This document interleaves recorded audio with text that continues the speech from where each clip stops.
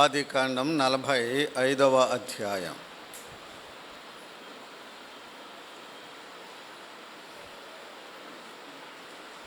వచనము 9 నుండి చదువుతున్నానండి. ఆదికాండము 45వ అధ్యాయము వచనము 9 నుండి. మీరు త్వరగా నా తండ్రి యొద్దకు వెళ్ళి అతనితో, మీ కుమారుడైన యోసేపు, దేవుడు నన్ను ఐగుప్తు దేశమంతటికి ప్రభువుగా నియమించెను, నా యొద్దకు రమ్ము, అక్కడ ఉండవద్దు. నీవు గోషేను దేశమందు నివసించెదవు. అప్పుడు నీవును, నీ పిల్లలను, నీ పిల్లల పిల్లలను, నీ గొర్రెల మందలను, నీ పశువులను, నీకు కలిగినది యావత్తు నాకు సమీపంగా ఉండును.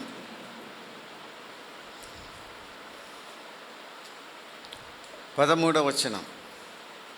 ఐగుప్తులో నాకు కలిగిన సమస్త ఘనతను మీరు చూసినది యావత్తు నా తండ్రికి తెలియచేసి, త్వరగా నా తండ్రిని ఇక్కడికి తీసుకుని రండని తన సహోదరులతో చెప్పి, తన తమ్ముడైన బెన్యామీను మెడ మీద పడి ఏడ్చాను. బెన్యామీను అతని మెడ మీద పడి ఏడ్చాను. అతడు తన సహోదరులందరినీ ముద్దు పెట్టుకొని వారి మీద పడి ఏడ్చిన తరువాత అతని సహోదరులు అతనితో మాట్లాడిరి.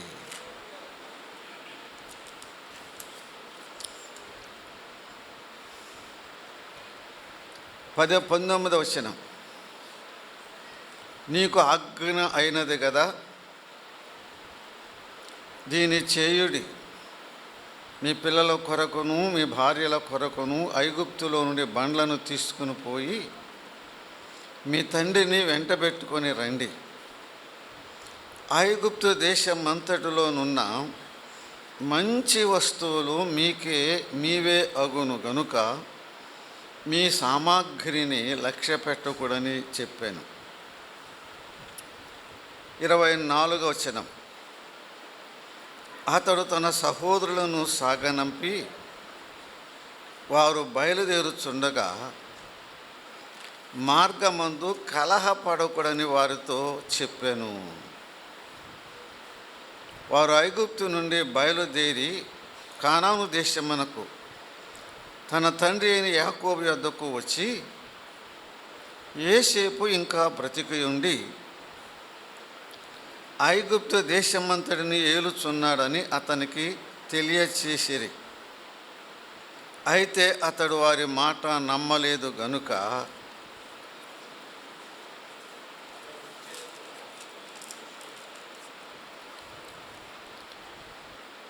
ఇది కొత్త బైబిల్. అతడు నిశ్చేష్టుడాయను. అప్పుడు వారు యోసేపు తమతో చెప్పిన మాటలన్నిటినీ అతనితో చెప్పిరి.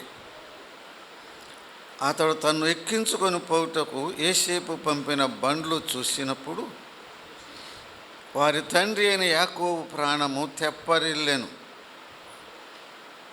అప్పుడు ఇశ్రాయేలు, ఇంతే చాలును, నా కుమారుడైన యోసేపు ఇంకా బ్రతికి ఉన్నాడు, నేను చావక మునుపు వెళ్ళి అతను చూసేదనని చెప్పాను. ఇంతే చాలును, నా కుమారుడైన యోసేపు ఇంకా బ్రతికి ఉన్నాడు, నేను చావక మునుపు వెళ్ళి అతని చూసేదనని చెప్పాను. చదవబడిన లేఖన భాగమును దేవుడు తన ఆత్మ ద్వారా దీవించున్నట్లుగా ప్రార్థన చేసుకుందామండి. పూజనీయుడు అయిన మా తండ్రి, మా ఆరాధన దైవమా, మా ప్రభు అయిన యేసుక్రీస్తు యొక్క తండ్రివైన దేవ, నీ పాదములకు వందనములు, స్తోత్రములు చెల్లిస్తున్నాం.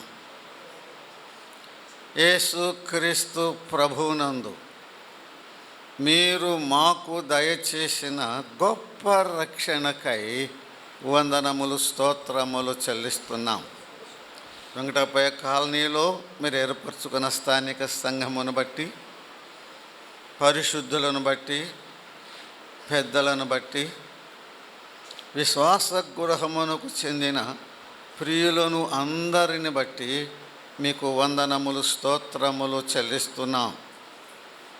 నీ కృపలో నీ సంఘమును కాపాడుచు వర్ధిల్ల చేయుచున్నందులకై స్తుతులు చెల్లిస్తున్నాం. నీ కృపలోనే ఈ 2 దినములను మీరు మాకు ఈవిగా అనుగ్రహించినందులకై వందనములు, స్తోత్రములు చెల్లిస్తున్నాం. ఇంతదనుక మీ దాసులను ఇద్దరిని బలపరచి వారి ద్వారా ఇచ్చిన శ్రేష్టమైన సందేశములను బట్టి మీకు స్తుతులు చెల్లిస్తున్నాం. మరి ఒకడు నీ సన్నిధిలో నీ పక్షమున మాట్లాడవలసి ఉండగా మనుషుని మరుగుపరచండి, క్రీస్తు ప్రభువును మహిమపరచండి. మీ వాక్యము ద్వారా, మీ ఆత్మ ద్వారా మాతో మాట్లాడండి. మమ్మను దిద్దండి, మమ్మను సరిచేయమని. మహిమ, ఘనత, ప్రభావములు మీకే చెల్లిస్తూ మా ప్రభువును మా రక్షకుడైన యేసుక్రీస్తు నామమున స్తోత్రములు చెల్లించి ప్రార్థన చేయుచున్నాము తండ్రి. ఆమేన్. దేవునికి స్తోత్రం చెల్లిస్తున్నాను.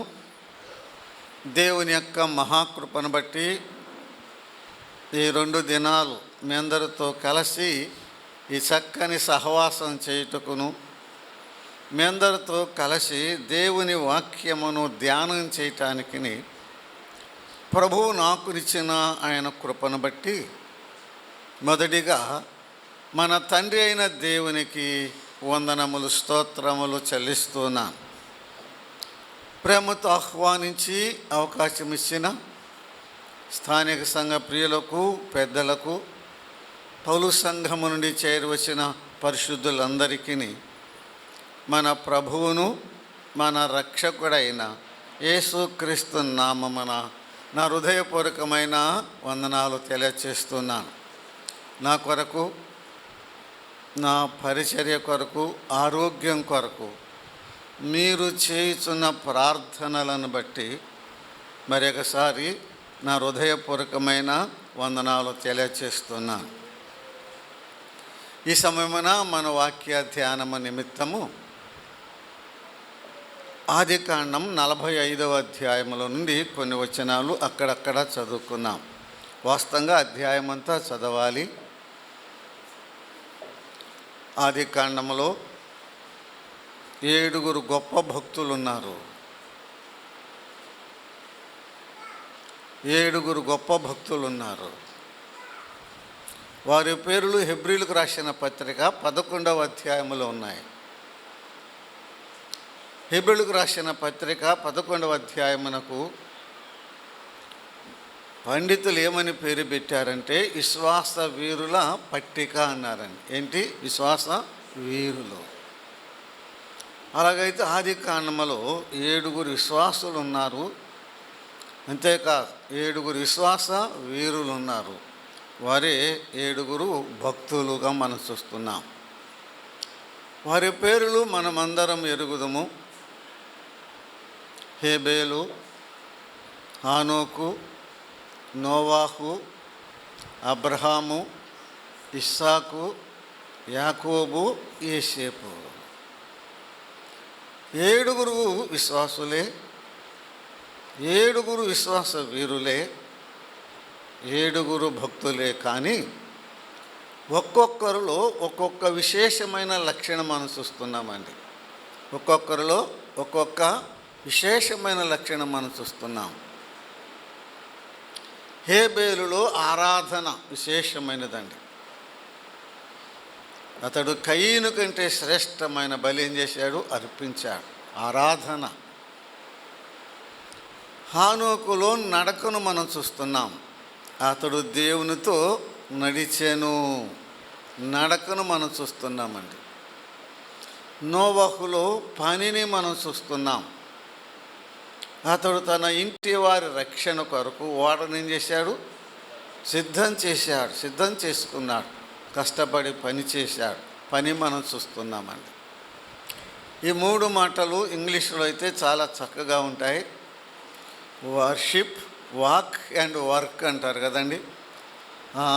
ఈ 3 ప్రతి విశ్వాసి కలిగి ఉండాలి. ప్రతి విశ్వాసి ఆరాధికుడై ఉండాలి. ప్రతి విశ్వాసి క్రీస్తు ప్రభువును పోలి నడిచేవాడు అయి ఉండాలి. క్రీస్తుతో నడిచేవాడై ఉండాలి. ప్రతి విశ్వాసి ప్రభు పని చేసేవాడై ఉండాలి. అబ్రహాములో విశ్వాసం చూస్తున్నాము. ఆయన విశ్వాసులకు తండ్రి. ఇసాకులు విధేయత చూస్తున్నాము. యాకోబులో విజయాన్ని చూస్తున్నామండి. యాకోబులో విజయాన్ని చూస్తున్నాం. యాకోబు పేరు ఇశ్రాయేలు అయింది కదా, మార్చేశాడు. ఏ సందర్భంగా? దేవుడు అన్నాడు, ప్రభువు అన్నాడు, నీవు దేవునితోనూ మనుషులతోనూ పోరాడి గెలిచావు కాబట్టి ఇక నీ పేరు యాకోబు కాదు, నీ పేరేంటి? ఇశ్రాయేలు. విజయం. ఇశ్రాయేలు నీ పేరు ఎందులో నుండి పుట్టుకొచ్చిందండి? పోరాటంలో నుండి కదండి. పోరాటంలో నుండి పుట్టుకొచ్చింది. అప్పటి నుంచి ఇప్పటి వరకు, ఈరోజు వరకు కూడా వారికి ఏముంది? పోరాటమే. ఇశ్రాయేలుకు పోరాటం. యోసేపులో మహిమను మనం చూస్తున్నామండి. హెచ్చించబడిన యోసేపు చరిత్ర 3 మాటల్లో చెప్తారు క్లుప్తంగా ఇంగ్లీష్లో. From pit to prison to palace అంటారండి. పిట్ అంటే గుంటలో వేయబడ్డాడు కదండి. గుంటలో నుంచి చెరసాలకు వచ్చాడు. చెరసాల నుంచి అంతఃపురంలోనికి వచ్చాడండి. 3 మాటలు క్లుప్తంగా. From pit to prison, from prison to palace. Yosepu చరిత్ర చాలా విశేషమైనది. యోసేపు చరిత్ర చాలా పేజీలు ఉన్నాయి. చాలా సంగతులు రాశాడు. బైబిల్లో చాలామంది భక్తులు ఉన్నారు. యేసు ప్రభువుకు చాలా దగ్గరగా ఉండే భక్తులు చాలామంది ఉన్నారు. ఆ యొక్క భక్తులకు యేసు ప్రభు వారితో ఎన్నో పోలికలు ఉన్నాయి. కానీ యోసేపుకు యేసు ప్రభు వారికి ఉన్న పోలికలు ఏ భక్తునికి లేవండి. ఏ భక్తునికి లేవు. ఆర్థర్ పింక్ అనే ఆయన రాశాడు గ్లీనింగ్స్ ఇన్ జెనసిస్ అని. అందులో 78 పోలికలు ఇచ్చాడండి యోసేపుకు యేసు ప్రభు వారికి. బిలిగ్రహం గారు చిన్న బుక్, బైబిల్ అంతటి మీద ఒక బుక్ పబ్లిష్ చేశారు. అందులో 110 పోలికలు ఉన్నాయని చెప్పాడు. ఈయన ఇచ్చాడు కానీ 110 పోలికలు ఉన్నాయని చెప్పాడు. ఇంకొక భక్తుడు 130 పోలికలు ఉన్నాయని చెప్పాడండి. యోసేపు యేసు ప్రభు వారికి చాలా దగ్గరగా ఉంటాడన్నమాట. ఉన్నారు భక్తులు. మోషే గొప్ప భక్తుడు, దానియేలు గొప్ప భక్తుడు, చాలామంది గొప్ప భక్తులు ఉన్నారు. కానీ యేసు ప్రభు వారికి చాలా దగ్గరగా ఉన్న వ్యక్తి ఎవరు?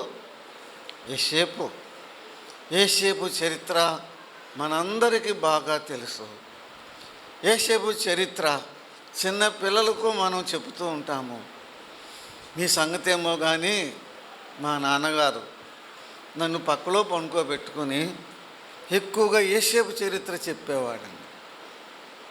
పౌలు చరిత్ర చెప్పేవాడండి. ఆ 2 చరిత్రలు చెప్పేవాడండి. యోసేపు చరిత్ర చెప్పేవాడు, పౌలు చరిత్ర చెప్పేవాడండి. యోసేపు మనకెంతో మాదిరి. ఈ సమయమున మనం చదువుకున్న లేఖన భాగంలో 9వ వచనం చదువుతున్నానండి. 9వ వచనం, 45వ అధ్యాయము వచనము 9. మీరు త్వరగా నా తండ్రి యొద్దకు వెళ్ళి అతనితో, నీ కుమారుడైన యోసేపు దేవుడు నన్ను ఐగుప్తు దేశమంతటికి ప్రభువుగా నియమించెను అని చెప్పండి. అట్లా అర్థమయ్యేటట్టుగా అంతవరకు ఆపి చెప్తున్నాను అన్నమాట. మొదటిసారి అన్నలు వచ్చినప్పుడు కఠినంగా మాట్లాడాడు. రెండవసారి అన్నలు వచ్చినప్పుడు తను తాను బయలుపరుచుకున్నాడు. నేను యోసేపునన్నాడు, నేను మీ యోసేపునన్నాడు, నేను మీరు అమ్మివేసిన యోసేపునన్నాడండి. మీరు అమ్మివేసిన యోసేపునన్నాడండి. ఆ యొక్క మొదటి భాగం చదువుతున్నప్పుడు మొదటి 8 అధ్యాయ వచనాల్లో ఆ ఒక మాట చూడండి. 8వ వచనం అండి, 8వ వచనం. కాబట్టి దేవుడే కానీ మీరు నన్ను ఇక్కడికి పంపలేదు, దేవుడే కానీ మీరు ఇక్కడికి నన్ను పంపలేదు. చాలా విశేషమైన సత్యం చెప్తున్నాడు. యోసేపు తన జీవితంలో జరిగిన ప్రతి సంఘటన వెనుక ఎవరున్నారంటున్నాడు? దేవుడు ఉన్నాడు అంటున్నాడు. యోసేపు జీవితంలో జరిగిన ప్రతి సంఘటన వెనుక ఎవరున్నారు? దేవుడు ఉన్నాడు. లేక దేవుని హస్తం ఉన్నది అంటున్నారండి చాలామంది. గాడ్స్ హ్యాండ్, దేవుని హస్తం ఉన్నది. అన్నలు ద్వేషించుటలో, యాకోబు అన్నల దగ్గరికి పంపించుటలో, యోసేపును పంపాడు కదండి. అన్నలు యోసేపును గుంటలో వేయుటలో, యోసేపును అమ్మివేయుటలో ఆ మాటలు, మీరు కాదు నన్ను అమ్మేసింది, దేవుడే నన్ను ఇక్కడికి పంపాడు. ప్రతి సంఘటన వెనుక దేవుని చూశాడు, దేవుని జోక్యం చూశాడు, దేవుని ప్రణాళిక ఉన్నదని చూశాడు. దేవుని ప్రణాళిక, తన పట్ల దేవుని ప్రణాళిక ఉన్నదని ప్రతి సంఘటన, ప్రతి every suffering, behind every suffering, in every suffering, ప్రతి శ్రమ వెనుక దేవుని సంకల్పం, ప్రణాళిక ఉన్నదని యోసేపు చూశాడు. అందుకే అన్ని శ్రమలు, శోధనలు, బాధలు ఇచ్చిన తట్టుకున్నాడు. ఇందులో గొప్ప పాఠం, విశ్వాసి అయ్యా, యోసేపు పట్లే కాదు, నీ పట్ల నా పట్ల కూడా దేవుడు ఒక ప్రణాళిక కలిగి ఉన్నాడు. ఒక సంకల్పం ఆయనకున్నది. నా పట్ల నీ పట్ల ఒక ప్రణాళిక కలిగి ఉన్నాడు. దేవుడు ఏ వ్యక్తిని వ్యర్థంగా ఈ లోకానికి పంపడండి. ఏదో ఆయన కొరకు నీవు నేను ఏదో పని చేయాలి, ఏదో ఉంది.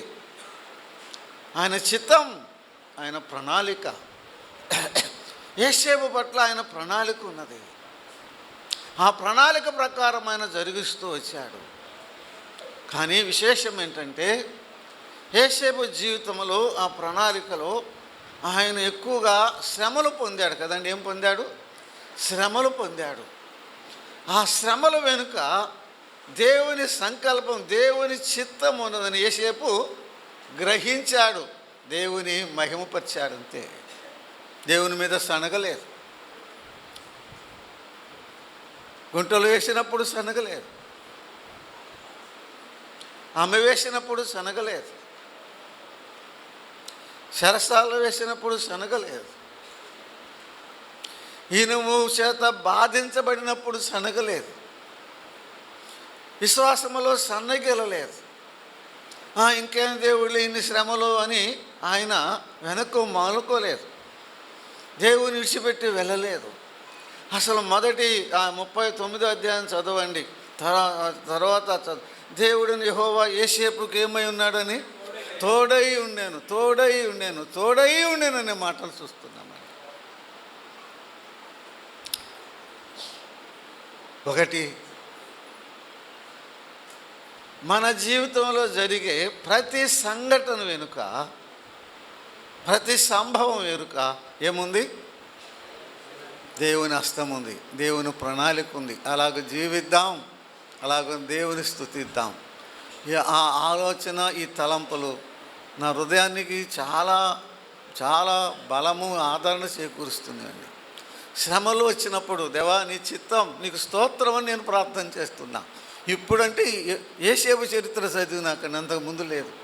ఇదేంటి ప్రభా ఇంత శ్రమలని. యోసేపు చరిత్ర ద్వారా ఆదరణ, యోబు చరిత్ర ద్వారా ఆదరణ, నీకు స్తోత్రం అని చెప్పే కృప దేవుడు నాకు అనుగ్రహించాడు. దేవునికి స్తోత్రం చెల్లిస్తున్నాం. అన్నలకు బయలుపరుచుకున్నాడు. మీ యోసేపు నేనన్నాడు. మళ్ళీ మర్చిపోయారేమోనని యోసేపు మీరు అమ్మివేసిన యోసేపు నేనే అన్నాడు. మీరు త్వరగా నా తండ్రి యొద్దకు వెళ్ళండి, నేను ఈ మాటలు చెప్పానని చెప్పండి. దేవుడు నన్ను ఐగుప్తు దేశమంతటికి ప్రభువుగా చేశాడని చెప్పండి. ఏమని చెప్పమన్నాడు? దేవుడు నన్ను ఐగుప్తు దేశమంతటికి ప్రభువుగా చేశాడని చెప్పండి.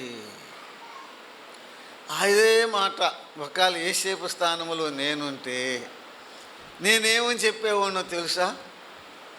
నేనే కాదు, మీలో కూడా చాలామంది ఏమని చెప్తారు తెలుసా? నేను ఐగుప్తు దేశానికి ప్రభువునయ్యానని చెప్పండి. ఎవరంట? నేను అని మనం చెప్తాం. యోసేపు అలా చెప్పలేదు. దేవుడు నన్ను ఐగుప్తు దేశమంతటికి ప్రభువుగా చేశాడు చెప్పండి. How he is glorifying the Lord. ప్రభువును ఎంతగా హెచ్చిస్తున్నాడు, ఘనపరుస్తున్నాడు, మహిమపరుస్తున్నాడు. Is exalting the God. దేవుని హెచ్చిస్తున్నాడు, దేవుని ఘనపరుస్తున్నాడు. ఈ రోజుల్లో ఒకరు ఈ స్థితి నుంచి ఈ స్థితికి వస్తే ఏమంటున్నారు? మా తెలివి, మా ఉపాయం, మా చాకిరి, మా కష్టం, మా చెమట మమ్మల్ని ఇంత స్థితికి తీసుకొచ్చింది అంటున్నారు. ఎర్రోడా, నీకంటే ఎక్కువ కష్టపడ్డవారు ఉన్నారు, నీకంటే దివారాత్రులు చదువుతున్నవారు ఉన్నారు, నీకంటే ఇంకా ఎక్కువగా ప్రయాసపడేవారు ఉన్నారు. వారు అట్లానే ఉన్నారు, నువ్వు ఇట్లా వచ్చావు. ఆలోచన చేసుకో. దేవుడు నన్ను ఏం చేశాడు? ఐగుప్తు దేశమంతటికి ప్రభువుగా చేశాడు. యోసేపు ప్రతి సంఘటన సందర్భంలో దేవుని మహింపరుస్తూ వచ్చాడండి. ఆయన జీవిత చరిత్ర బైబిల్లో రాసినప్పుడు దీంట్లో 7-8 సందర్భాల్లో యోసేపు దేవుని ఘనపరిచాడు. దేవుని ఏం చేశాడు? ఘనపరిచాడండి. ఒకటి, ద ఎగ్జాల్టెడ్ జోసెఫ్, హెచ్చించబడిన యోసేపు. ఈ మాటలన్నీ చదువుతుంటే దీనికి పక్కనే చెప్పవచ్చు యేసుప్రభు వారికి పోలిక కదండి. యేసుప్రభు వారు కూడా ఎవరు చెప్పండి? హెచ్చించబడిన యోసేపు. దేవుడు ఆయన హెచ్చించాడు. పేతురు భక్తుడు అపోస్తుల కార్యములు చెప్తున్నాడు. దేవుడు ఆయన హెచ్చించాడు. యేసు క్రీస్తు ప్రభు హెచ్చించబడ్డాడు. తండ్రి కుడిపార్శ్వం వరకు హెచ్చించబడ్డాడు. సమాధిలో గుంటలో ఉన్న యోసేపు హెచ్చించబడ్డాడు. సింహాసనం మీద కూర్చున్నట్టుగా గుంటలో సమాధిలో ఉన్న ప్రభు హెచ్చించబడ్డాడు. తండ్రి కుడిపార్శ్వమునకు హెచ్చించబడ్డాడు. హెచ్చించబడిన యోసేపును మనం చూస్తున్నాం. రెండవదిగా చూడండి, మీరు అక్కడ ఉండవద్దు, నా యొద్దకు రండి.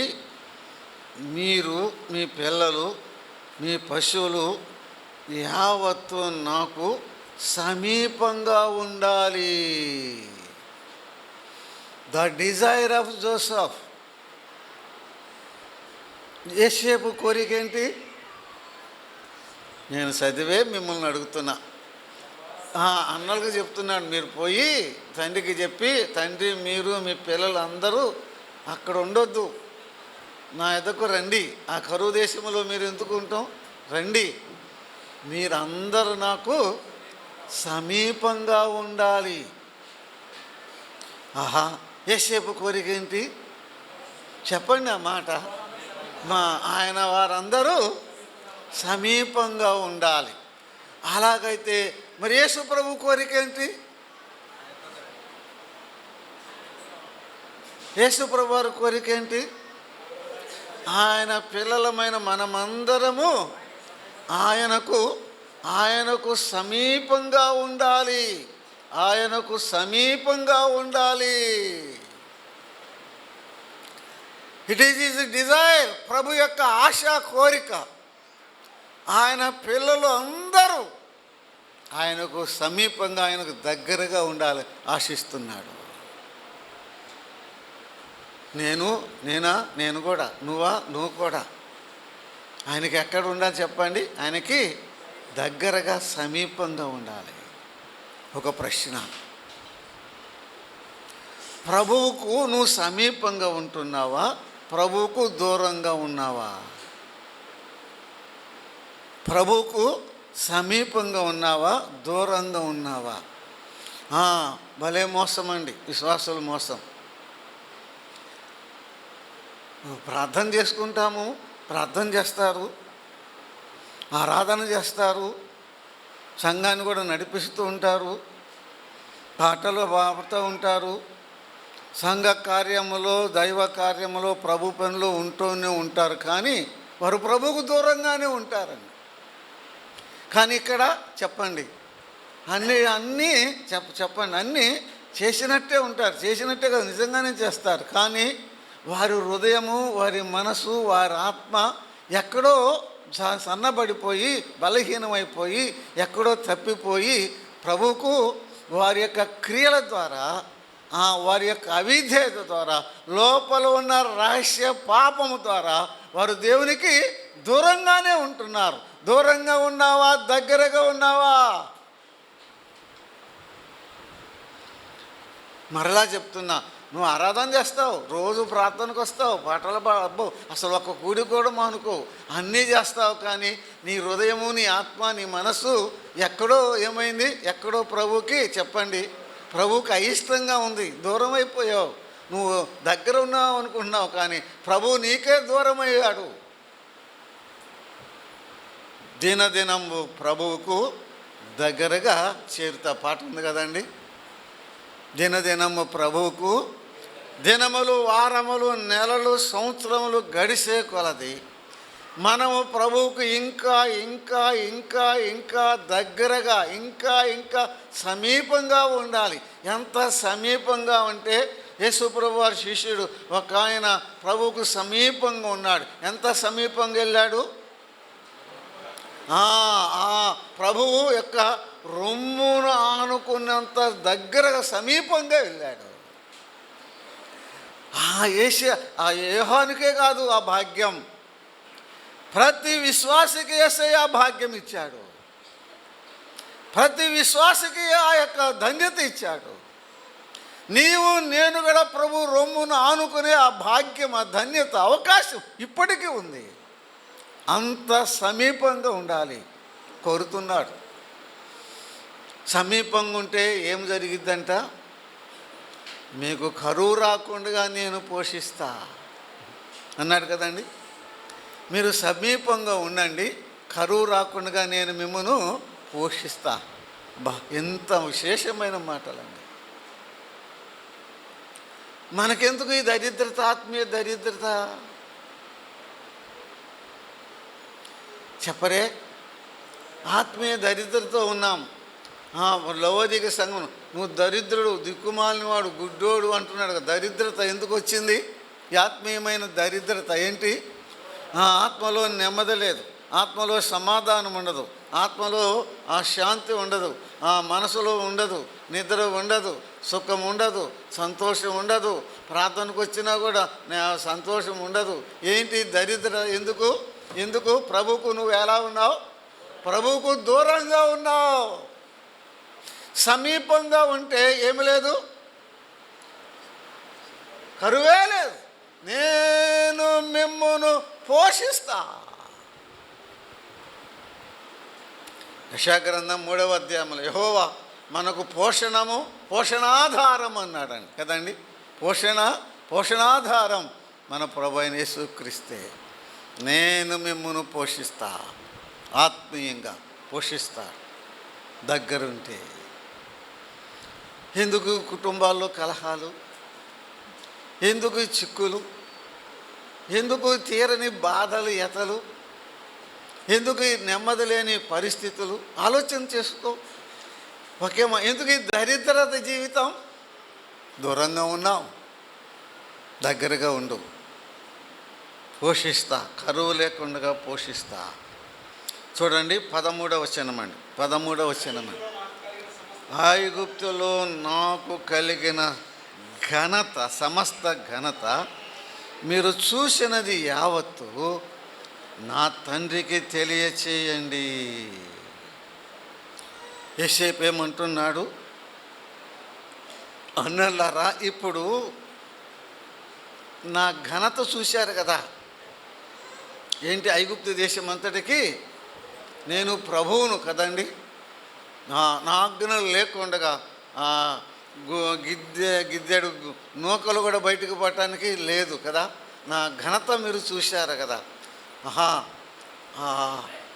ఫరోనును ఎలా హెచ్చించాడో, ఇదిగో ఆయన ఉంగరము నాకు ఎలా ఇచ్చాడో, ఆయన గొలుసు నాకు ఎలా ఇచ్చాడో, ఆయన రాజవస్త్రాలు నాకు ఎలా ధరింపజేశాడో, నాకు రథం ఇచ్చాడు, ఊరేగించాడు, అందరూ నాకు సాగిల పడ్డారు చెప్తున్నాడు. నా ఘనత మీరు చూశారు. నా ఘనత ఏమన్నాడు? నా ఘనత నా తండ్రికి చెప్పండి. అదే నిజమైన ఆరాధన అండి. రియల్ వర్షిప్, నిజమైన ఆరాధన ఏంటంటే, మనం ప్రతి ప్రభు దినం తండ్రిని ఆరాధిస్తానికి మనం చేరి వస్తున్నాం కదండి. ఆరాధన దినం అంటాం కదా. ఆరాధనలో ముఖ్యాంశము యేసుక్రీస్తు ప్రభువే. యేసుక్రీస్తు ప్రభువుని చెప్పకుండా నువ్వు 90 చుట్టూ తిరిగి వస్తే నువ్వు అనవసరం, నువ్వు కూర్చో, నీకు తెలియనప్పుడు నువ్వు చెప్పడానికి వీలే లేదు.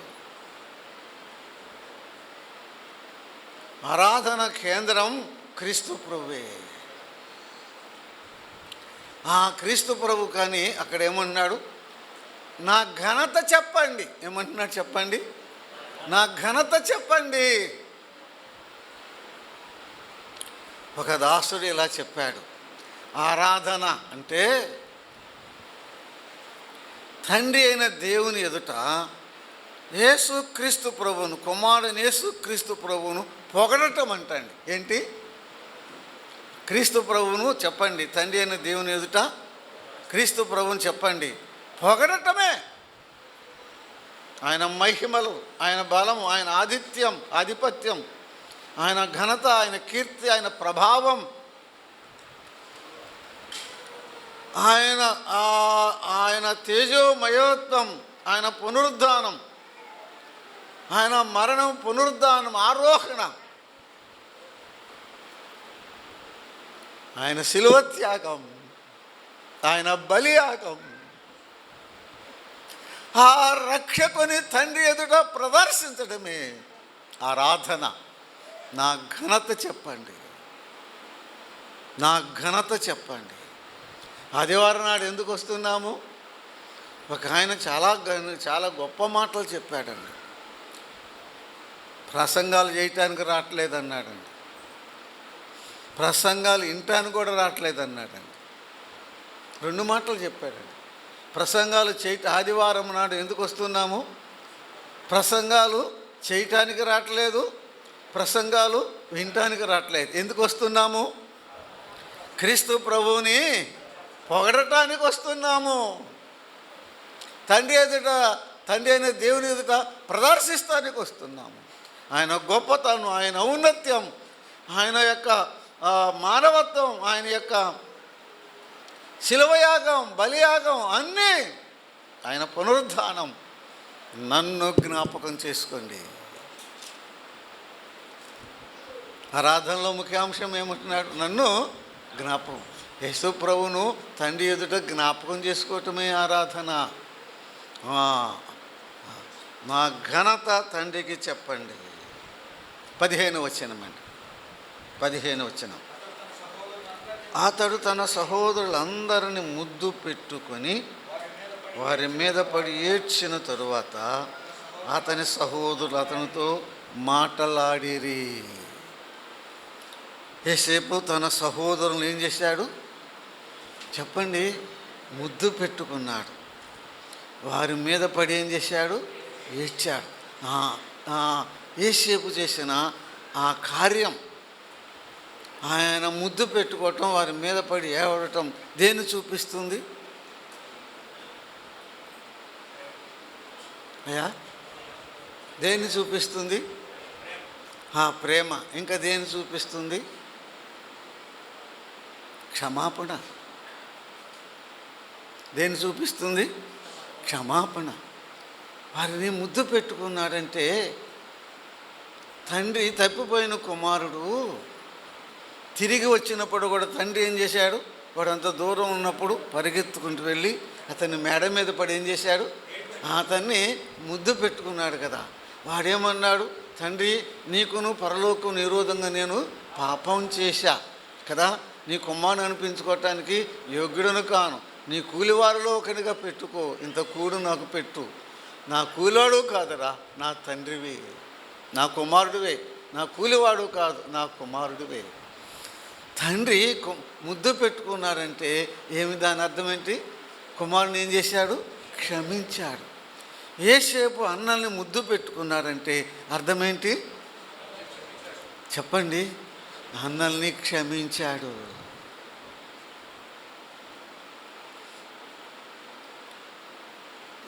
ఎటువంటి అన్నలు?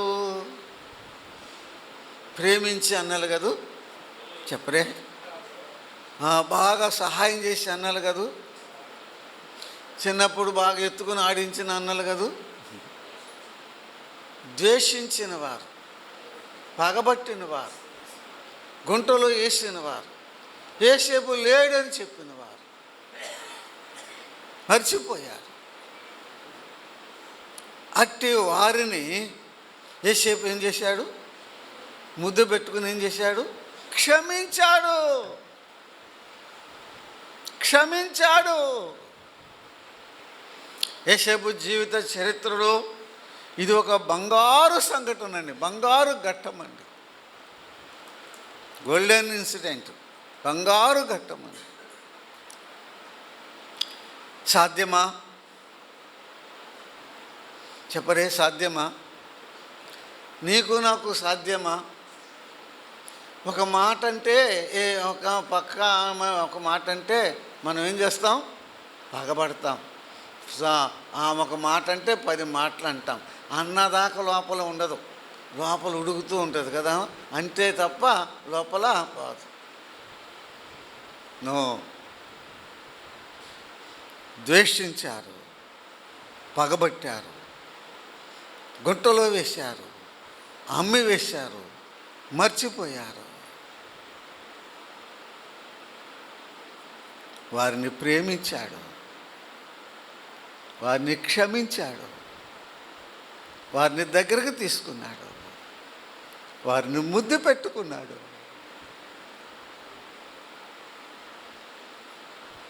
యేసేపు జీవితంలో ఇది గొప్ప సంఘటన.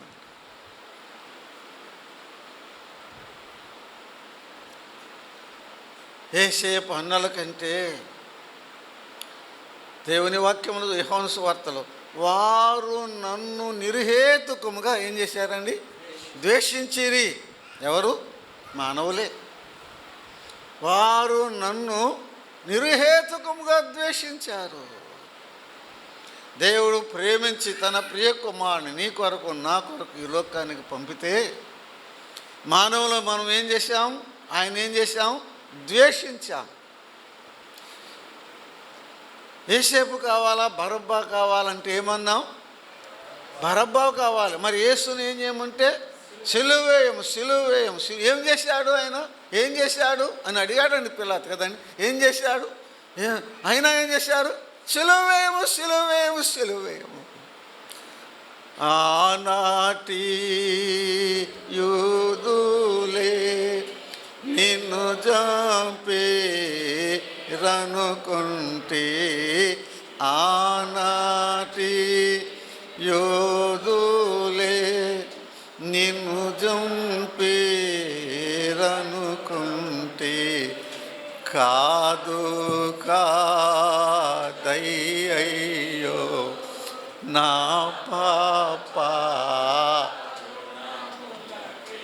కాదు ఎరుక.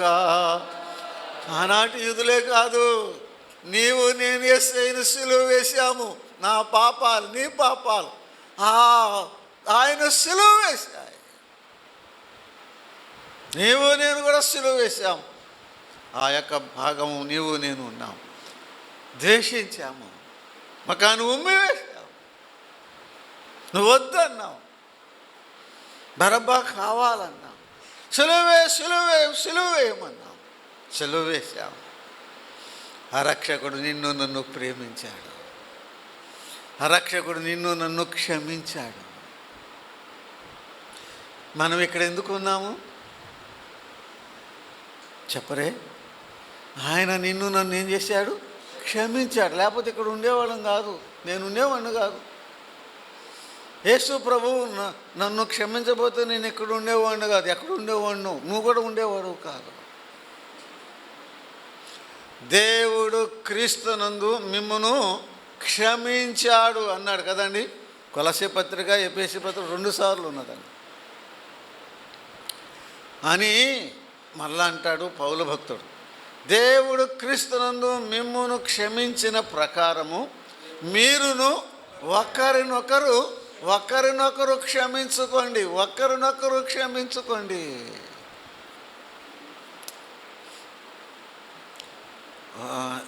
రాజారావు గారిని గురించి చెప్తారన్నమాట. ఆయన తిమ్మసముద్రంలో ఉన్నాడంట. ఒక సహోదరి వచ్చి, అయ్యా ఆ ఫలాంది నన్ను చూస్తే ఇట్లా ఉమ్మేస్తా ఉందయ్యా అన్నీ వచ్చిందంట. కంప్లైంట్, నేరం మోపటానికి. ఒకటి అది ఎవరు అదే ఆ ఊళ్ళోకి తెలుసు, ఆయనకి తెలుసులే. అది నన్ను చూసినప్పుడల్లా ఏం చేస్తుంది?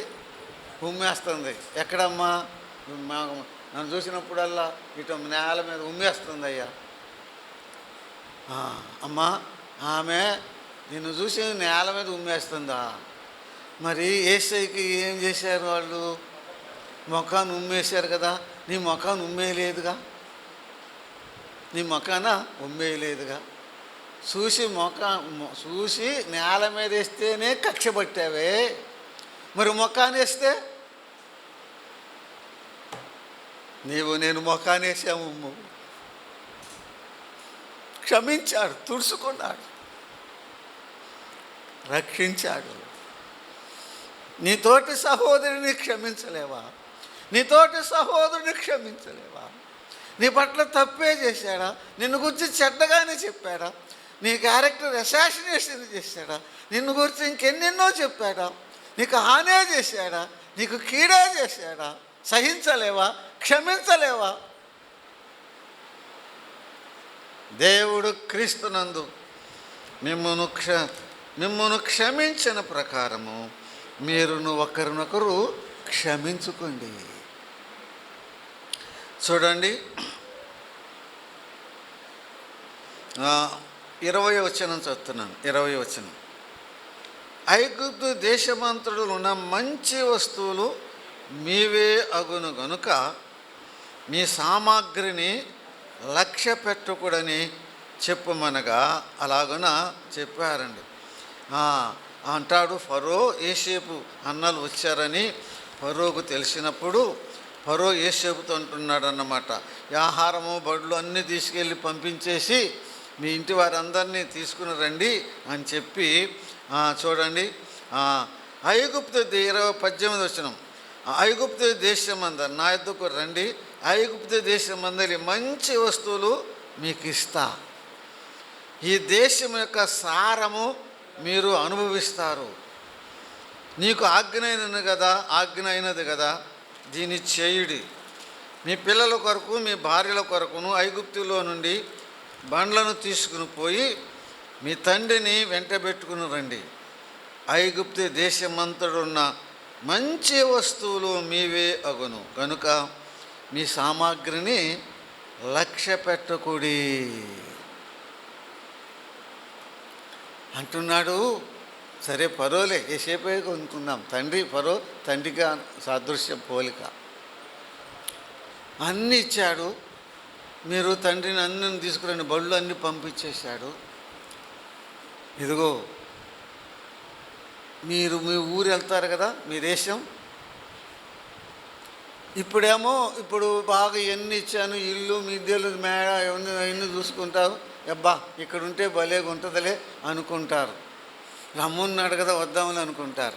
మీ ఊరు పోయినాక అవన్నీ పొలము చేలు ఇవన్నీ చూసుకున్నాక ఏమనిపిస్తుంది? అరే చెప్పరేమ్మా, ఇది ఎట్ట విడిచిపెట్టాలి, ఇల్లు ఎట్ట విడిచిపెట్టాలి, అరే ఈ వస్తువులు ఎట్ట విడిచిపెట్టాలి, ఈ పొలం ఎట్లా విడిచిపెట్టాలి అని అనుకుంటారేమో. అనుకునేది ఎవరు? మనమే. అసలు ఇవన్నీ ఎందుకమ్మా? ఇప్పుడు ఇప్పుడు ఇప్పుడు ఇప్పుడు ఉన్నాం కదమ్మా, మళ్ళీ మధ్యాహ్నం కూడా కూడుకుంది కదా. ఇంతమందిలో కొంతమంది ఇళ్ళకి వెళ్ళేవాళ్ళు ఉన్నారు, దగ్గర చుట్టూ కాలనీలో కదండి. ఇళ్ళకి వెళ్ళినాక ఇప్పుడు ఏమనుకుంటారంటే మళ్ళీ తొందరగా వద్దామని అనుకుంటారు.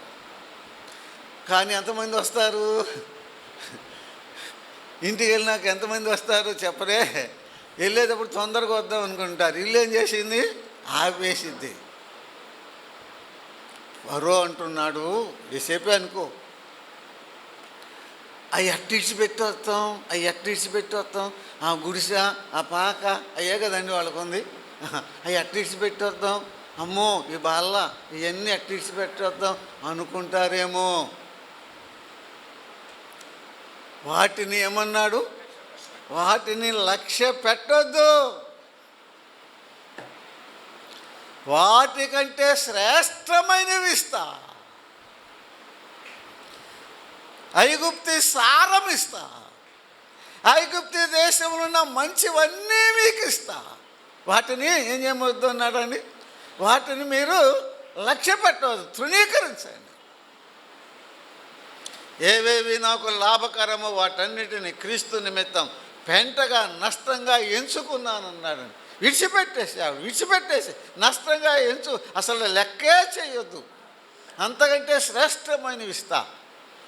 మనం పొందబోవు మహిమ ఎదుట ఇవన్నీ ఎన్నికైనవి కానే కావు. పరలోకం ఇస్తాడు యేసయ్య, తండ్రి ఇల్లు ఇస్తాడు యేసయ్య, బంగారు వీధులు ఇస్తాడు యేసయ్య, ఆయన మహిమతో నింపుతాడు యేసయ్య. మన ముందు ఎంతో గొప్ప బ్రైట్ ఫ్యూచర్, ఎంతో గొప్ప భవిష్యత్తు ఉన్నదండి. పరలోకం మనది, బంగారు వీధులు మనవి, దగదగలాడే పట్టడం మనది, ఆ జల వృక్షములు మనవి. అనుభవించబోతున్నా అసలు ప్రభువే మనవాడు. మహిమలోకి పోతున్నాం, మహిమతో నింపబడబోతున్నాం, మహిమా స్వరూపితుని దగ్గరకు వెళుతున్నాం. లక్ష్య పెట్టవద్దు. ఆ స్థితికి, ఉన్నత స్థితికి ఎప్పుడు వస్తాం నీవు నేను? మన విశ్వాసంలో మార్పు రావాలి, మన దుఃఖపదములో మార్పు రావాలి, మన భక్తిలో మార్పు రావాలి.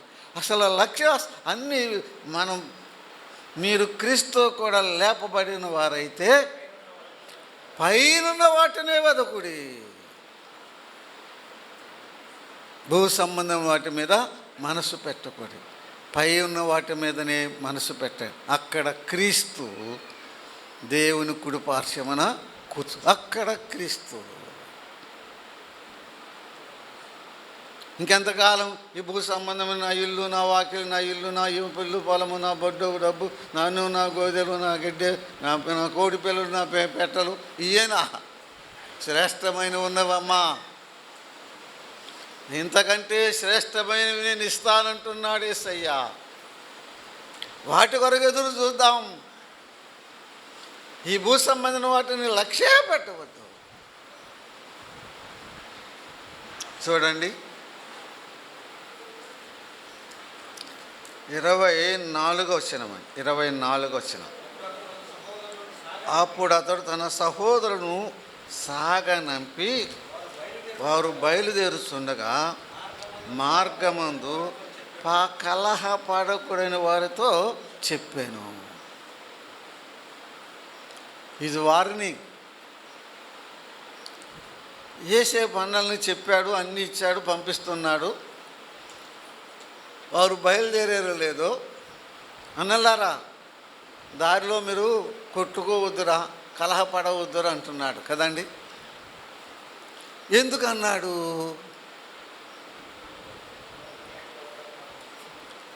మరి ఏం చెప్పలేరయ్యా,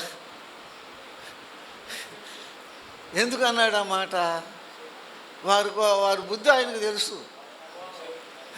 వాళ్ళు ఇటుంటోళ్ళు చెప్పరే, వాళ్ళు ఇటుంటోళ్ళు వాళ్ళకి తెలుసు. వాళ్ళు ఏం చేసుకుంటారు, వాళ్ళే కలహపడతారు, కొట్టుకుంటారు, వాళ్ళే కదండి కలహపడతారు. అవన్నీ యేసేపుకు అనుభవమే. వారితో పాటు మందను కాశాడు కదండి. కలహపడతారు. కలహపడవద్దు. ఆనాడు చెప్పాడు యేసేపు తన అన్నలకి, కలహపడవద్దు అని ఈనాడు చెప్తున్నాడు యేసు ప్రభు నీకు నాకు, ఆయన బిడ్డలమైన మనకి. కలహపడవద్దు.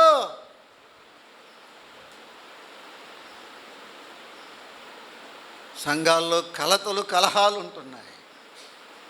సహోదర సహోదరుల మధ్య కలహాలు ఉంటున్నాయి. కలహాలు పెట్టుకొని ఆరాధన చేస్తున్నాం, కలహాలు పెట్టుకొని దేవుని సేవ చేస్తున్నాం. లోపల కలహాలు ఉన్నాయి. కలహపడవద్దు. కోపము సంశయమును తీసివేయండి. కోపపడవద్దు. విశ్వాసి కోపాన్ని చంపివేయమన్నాడు పౌలు కదండి. ఏం చేయాలన్నాడు? చంపివేయమన్నాడు. కలహపడతాం విశ్వాస లక్షణం కాదు. సరేలే, ఆనాడు అన్నలతో చెప్పిన మాట ఈనాడు ఆయన పిల్లలమైన నాతో నీతో చెప్తున్నాడు. ఏమని? ఒక్క మాట అన్న 106 చెప్పండి. ఏమని చెప్పండి? కలహపడద్దు. అత్తా కోడలు కలహపడతారు, ఇక్కడికి వచ్చి ఆరాధన చేస్తారు. నిజమా కాదా? అన్నదమ్ములు కలహపడతారు, ఆరాధన చేస్తారు. కలహపడవద్దు. నిజమేనండి.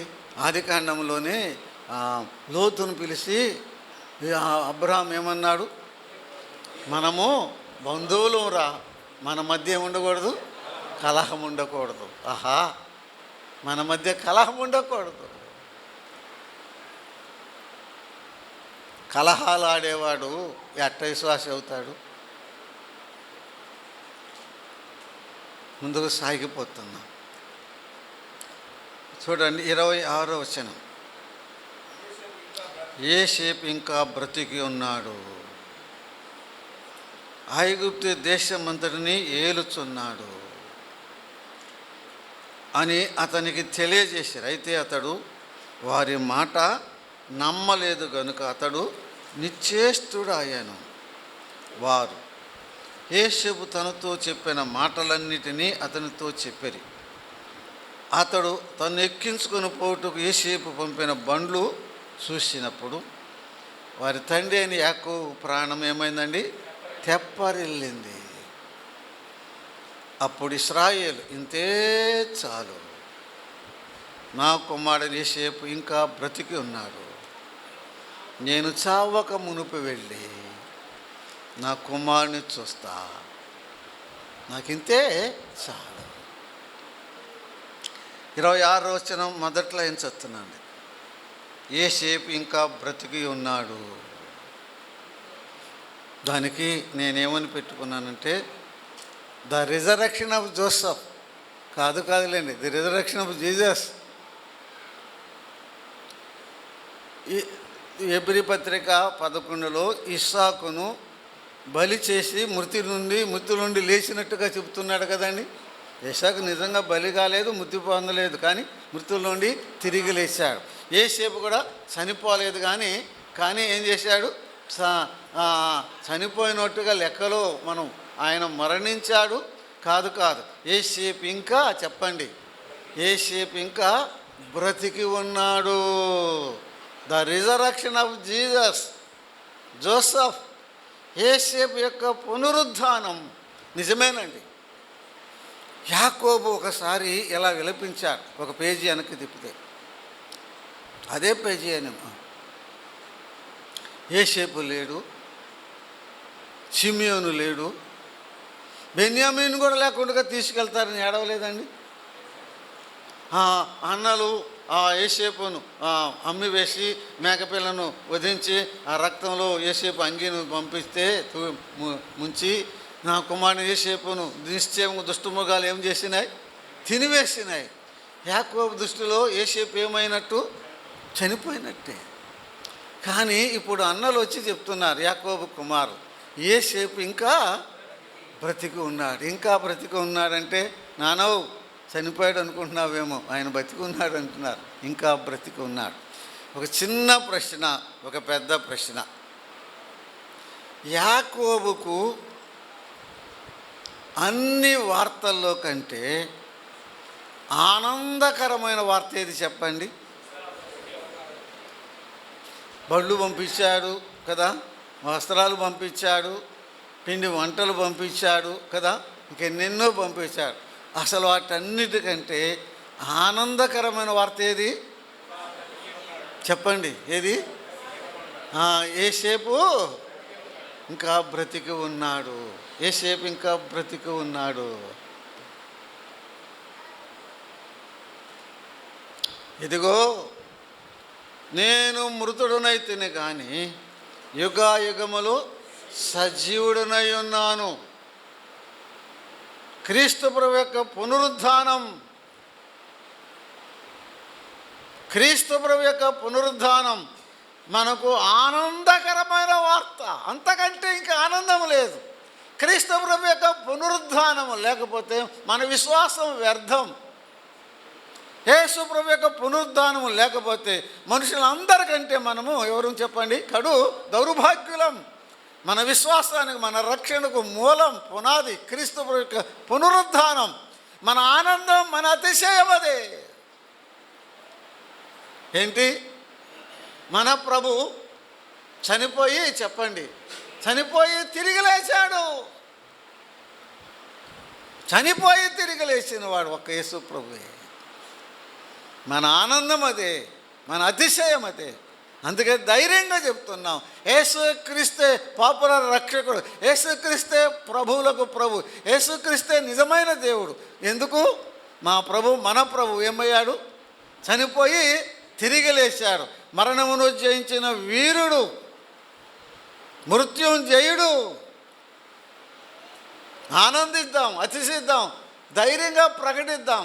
క్రీస్తు ప్రభు మన విశ్వాసం మృతమైంది కాదు, మన విశ్వాసం సజీవంతో కూడింది. జీవముతో కూడిన నిరీక్షణ మనకు అనుగ్రహించాడు. ఆనందమైన వార్త యోసేపుకు, యాకోబుకు. అప్పుడు యాకోబు ప్రాణం ఏమైంది? తెప్పరిల్లిందండి.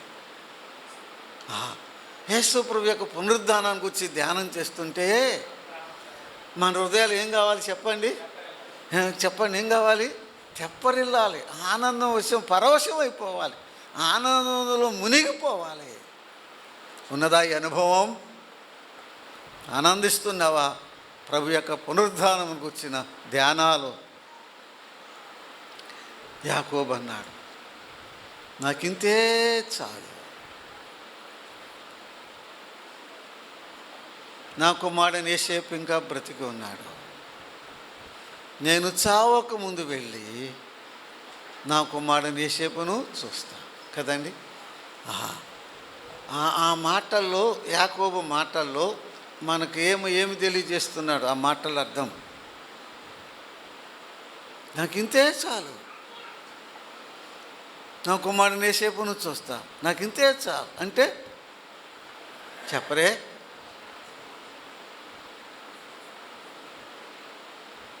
సంతృప్తి, సాటిస్ఫాక్షన్. ఇక అంతకంటే యాకోబుకు ఆనందం, సంతృప్తినిచ్చేది ఇంకొకటి లేనే లేదేది? నా కుమారుని యోసేపును నేను చూస్తా. ఇక అంటే ఇక నేను చచ్చిపోయినా పర్లా అని అర్థం కదండి. ఇక నాకు ఏమైనా పర్లా. ఎందుకు? నా కుమారుని యోసేపును చూస్తా, చచ్చిపోతానా, సరే ఇక అవన్నీ మనకు వద్దులే, నా కుమారుడిని యేసేపుని చూస్తా, నాకింతే చాలు. యోహాను రాసిన మొదటి పత్రిక 3వ అధ్యాయము 2-3 వచనాలు చదువుకుందామండి. ప్రియులారా, ఇప్పుడు మనము దేవుని పిల్లలమై ఉన్నాము, మనం ఏమవుదామో కానీ ఇంకా అది చెప్పు ప్రత్యక్షపరచబడలేదు. కానీ ఆయన ప్రత్యక్షమైనప్పుడు ఆయన ఉన్నట్టుగానే ఆయనను చూస్తాము. నాకింతే చాలు, నాకింతే చాలు.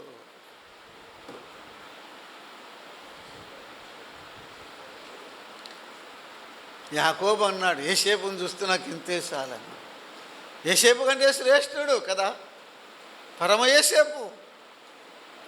నా ప్రభువును చూస్తా, నా ప్రభువును చూస్తా, నా ప్రభువును చూస్తా, నాకింతే చాలు, నాకింతే చాలు. ఆ ఆనందం, ఆ ఆత్మీయత, ఆ దృక్పథం, ఆ ఆలోచన, ఆ విశ్వాసం, ఆ భక్తి మనలో ఉప్పొంగాలి, పరవశించాలి. ఒకరోజు నా ప్రభువుని నేను చూస్తా కదండి. ఉన్నదై నిరీక్షణ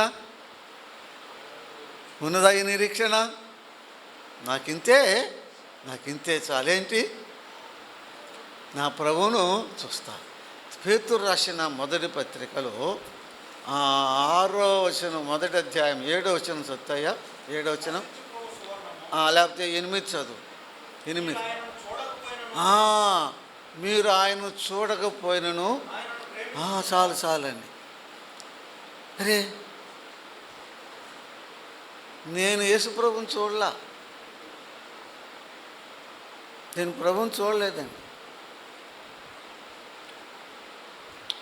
ఎవరన్నా నేను యేసు ప్రభువుని చూశాను, నాతో మాట్లాడారంటే నేను తొందరగా నమ్మనండి. వాళ్ళ సంగతి నాకెందుకు, నేను మట్టుకి చెప్పండి, నేను మట్టుకి యేసు ప్రభువుని చూడలా. కానీ నా హృదయం నిండా ఒక ఆశ, నాకు హృదయం నిండా ఒక కోరిక. ఏంటి? నా ప్రభువుని చూడాలని నాకు ఆశ, నా ప్రభువుని చూడాలని. ఇప్పుడు నేను చూడలేదండి, నిజంగా చూడలా. మాకే దర్శనం లేదు, ఏ కళ లేదు, ఏ స్వరం లేదు, ఏ స్వరూపం లేదు. నేను నమ్ముకున్నప్పుడు ఇప్పుడు కూడా లేవు. కానీ ఒకరోజు నా ప్రభువుని చూస్తా, ఒకరోజు నా ప్రభువుని చూస్తా. ఒకరోజు నువ్వు కూడా నీ ప్రభువుని చూస్తావు, నా ప్రభువుని చూస్తావు. నీ ప్రభువే నా ప్రభు, నా ప్రభువే నీ ప్రభు, నీ ప్రభువే మన ప్రభు. ఒకరోజు మన నిరీక్షణ ఏంటి చెప్పండి? ఒకరోజు మనము మన ప్రభువును చూస్తాము.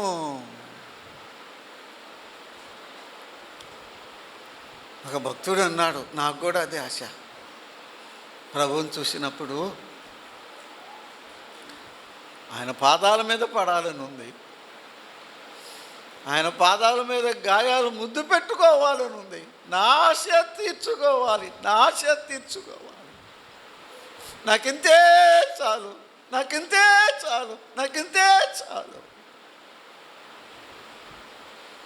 ప్రార్థన చేసుకుందామా. మహిమగల మా తండ్రి, నీ పాదములకు స్తోత్రము నాయన. ఎక్కడ వారమో ఏమేమో చేసిన వారు నీ కుమారుడైన యేసుక్రీస్తు ప్రభునందు చేరదీశావు. నా పాపాలు క్షమించావు, మమ్మను రక్షించావు, నీ కుమారులుగా స్వీకరించావు. నీకు స్తోత్రం చెల్లిస్తున్నావు. నా ప్రభా, మేము కనులార నిన్ను చూడలేదయ్యా, కానీ ఒకరోజు చూస్తాం. ఆ నిరీక్షణ మాకు ఉంచావు. నిశ్చయంగా ఒకరోజు చూస్తాం. ఇప్పుడు చూడాలని ఆశ. ఒకరోజు నిన్ను చూస్తాం. మా ఆశ తీర్చుకుంటాము. మాకింతే చాలు. నీకు స్తోత్రం చెల్లిస్తున్నాం. మా రక్షకుడా యేసు ప్రభువా, నువ్వు ఎప్పుడు వస్తావయ్యా? మమ్మల్ని ఎప్పుడు తీసుకెళ్తామయ్యా? కనులారా నేను ఎప్పుడు చూస్తామయ్యా? నీ రూపములు, నీ పోలికలు ఎప్పుడు మారిపోతామయ్యా? నీ రాక కొరకు ఎదురు చూస్తున్నాం. మీ కృపలో ఈ లోక యాత్రలో మమ్మల్ని బలపరిచి స్థిరపరచండి. మీరే మహిమ పొందమని మా ప్రభువును మా రక్షకుడైన యేసుక్రీస్తు నామమున ప్రార్థన చేయుచున్నాము తండ్రి. ఆమేన్. అందరికీ వందనాలు.